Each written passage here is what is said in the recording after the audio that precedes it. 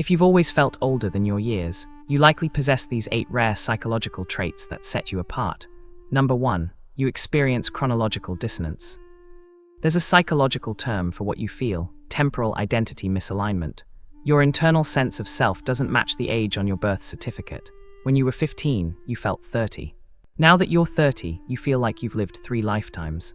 This isn't about maturity in the traditional sense. It's about consciousness. Research in developmental psychology shows that certain individuals develop abstract thinking and existential awareness far earlier than their peers. While other children were absorbed in games, you were asking questions about purpose, meaning, and mortality. Your brain didn't skip childhood. It simply processed the deeper layers of existence simultaneously. You weren't trying to be different. Your neural pathways were just wired to see the bigger picture from the beginning. This creates a permanent sense of being out of sync, not because you're broken, but because you're operating on a different temporal frequency than those around you.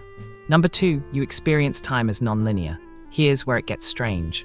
Old souls often report feeling like they've lived before, or like certain places and eras feel more like home than their actual birthplace. Whether you believe in past lives or not, there's a psychological explanation for this. It's called temporal fluidity, a sense that time isn't a straight line, but a fabric you can feel across multiple points. Some researchers suggest this is your brain's way of processing ancestral memory or collective unconscious archetypes.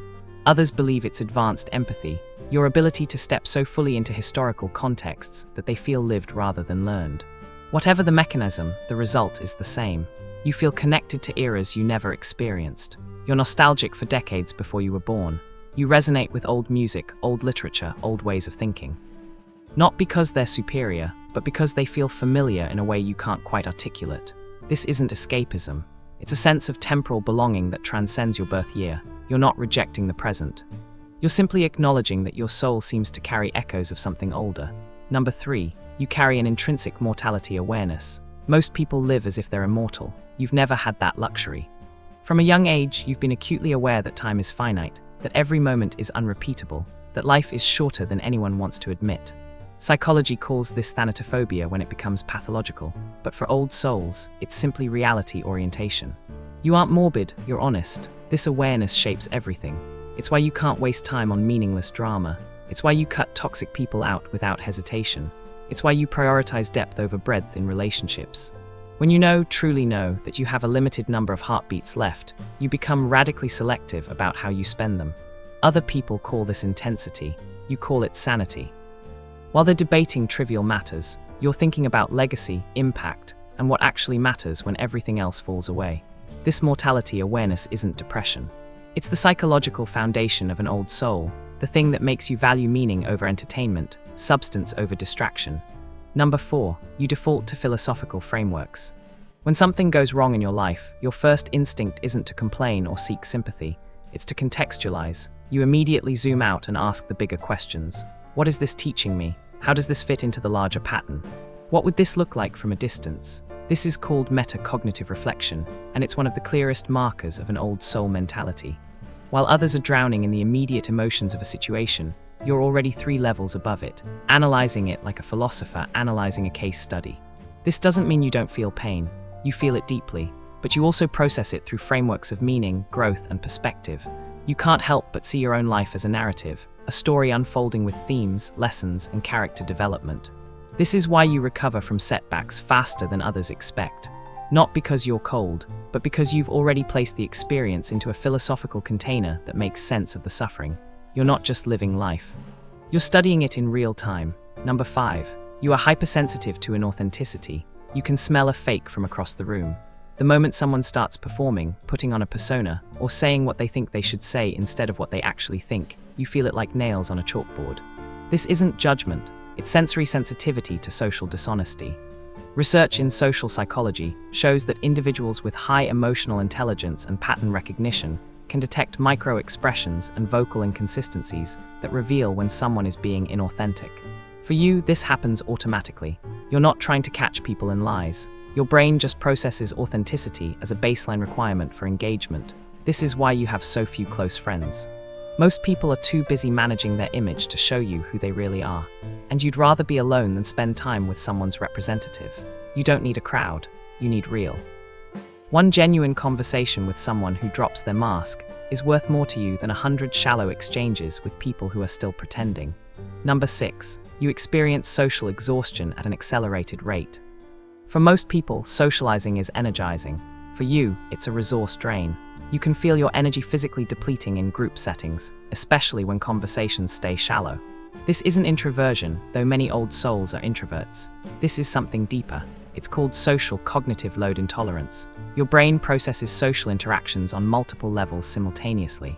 You're not just hearing words. You're analyzing tone, body language, subtext, ulterior motives, and emotional states. You're cross-referencing what people say with what they mean, what they claim to value with how they actually behave. This multi-layered processing is exhausting.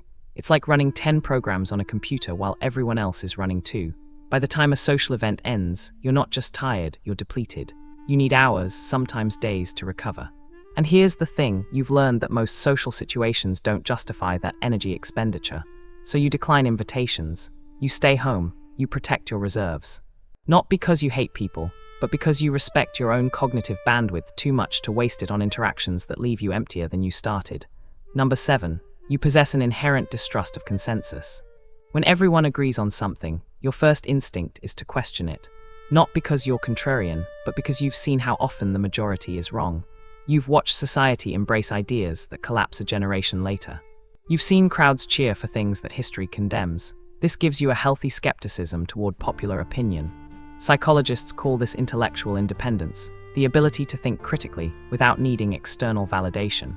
You don't follow trends, you don't adopt beliefs just because they're widely accepted. You interrogate everything, even your own assumptions, especially your own assumptions. This makes you unpopular sometimes. People mistake your questioning for negativity, but you're not being negative, you're being thorough. You refuse to outsource your thinking to the crowd because you've learned that crowds are often driven by emotion, not evidence. You'd rather stand alone with the truth than blend in with a comfortable lie. Number 8. You possess pattern recognition hypersensitivity. Old souls don't just see what's happening, they see what's going to happen. You walk into a room and within minutes, you've mapped the social dynamics, identified the power structures, and predicted how conversations will unfold. This isn't psychic ability, it's advanced pattern recognition. Neuroscience research suggests that individuals with old soul traits show heightened activity in the prefrontal cortex, the brain region responsible for anticipating consequences and recognizing patterns. You've lived enough emotional cycles, witnessed enough human behavior, that your brain has built a vast internal database. When someone starts telling you their story, you already know how it ends because you've seen this pattern 100 times before. This is why small talk exhausts you. You aren't being rude when you seem disengaged. Your brain is simply bored by predictable loops. You crave depth because surface interactions don't activate your neural reward system anymore.